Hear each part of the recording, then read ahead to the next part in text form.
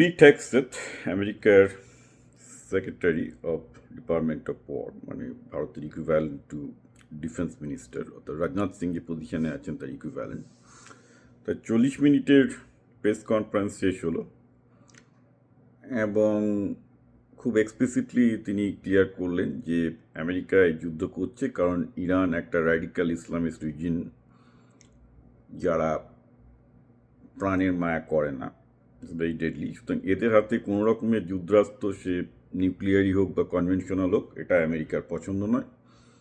Because গত 47 বছর ধরেই এরা আমেরিকার এগেনস্টে বিভিন্ন রকম টেরোরিজম চালিয়ে গেছে এবং ইসরায়েলের এগেনস্টে তো চালাচ্ছেই। So you want to finish them all and for good.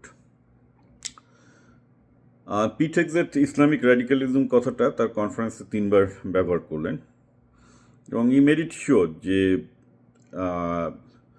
America এইরকম একটি ইসলামিক মৌলবাদী দেশের হাতে অস্ত্র থাকুক, শক্তি থাকুক, এরকম একটা ইসলামিক মৌলবাদী দেশ শক্তিশালী হোক, এটা চায় না। তার জন্য তারা এই রিজিমকে চেঞ্জ করবেন। Very clear cut and straight forward explanation. এটা ঠিক আছে, এই পর্যন্ত তো ভালোই, কিন্তু সমস্যাটা হচ্ছে যে তাহলে পাকিস্তান কি? পাকিস্তানও তো সে একটা ইসলামিক মৌলবাদী শক্তি, তো সেটা তো এখন ট্রাম্পের বেস্ট ফ্রেন্ড। অবশ্য তার কোনো এক্সপ্লেনেশন কেউ প্রেস কনফারেন্সে কেউ প্রশ্নটা জিজ্ঞাসা করেনি। আর প্রশ্ন হলে এটা একটা ভয়াবহ জায়গায় যাচ্ছে। তার কারণটা হচ্ছে যে obviously the tone has changed. যেটা আগে রেজিম চেঞ্জ ছিল, এখন সেটাকে মোটামুটি বলা হচ্ছে এই ধরনের ধর্মীয় উন্মাদনা বা ধর্মীয় উন্মাদদের সরকার। মানে পরিষ্কারভাবেই আমেরিকা বলছে ইরানের যে বর্তমান সরকার এটা ধর্মীয় উন্মাদদের সরকার।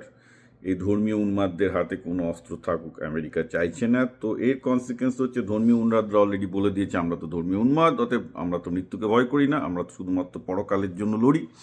এবার খেলো। মুশকিল হচ্ছে আমরা তো এবারে ইহকালে ভয় পাই বেশি, মানে আমরা ইহকালের লোক আর কি, আমাদের অত পরকালের লোক ফোভ নেই।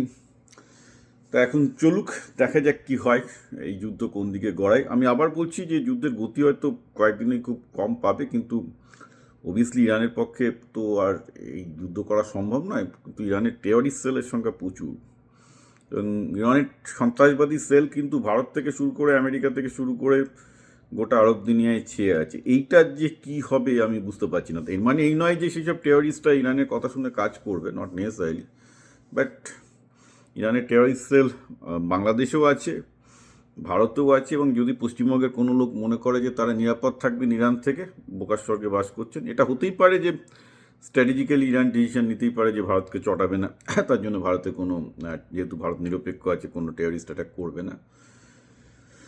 কিন্তু আমেরিকায় তো করবেই, যেহেতু আমেরিকা করবে, আর ইসরায়েলে তো বহুদিন থেকে করছে, নাথিং নিউ। তো প্রশ্ন হচ্ছে এর ফলে কী হবে বলা খুব মুশকিল। The worst thing that I think, যেটা ভারত এখন মনে করতে পারে যে কোনো একটা কারণে, এটা তো নাহিলিস না, মানে আমরা মরলে তোমাকে সবাইকে নিয়ে মরবো, এটা হচ্ছে দর্শন আর কি। সেটা যদি অ্যাক্টিভেট করে, this is going to be very dangerous. কারণ বাংলাদেশ এবং ভারতে ইরানের প্রচুর প্রচুর স্লিপার সেল আছে।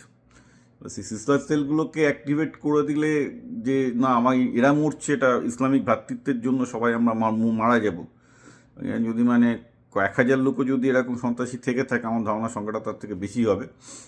This can spell total doom for the entire region, মানে বেশ বাজে দিকে যেতে পারে।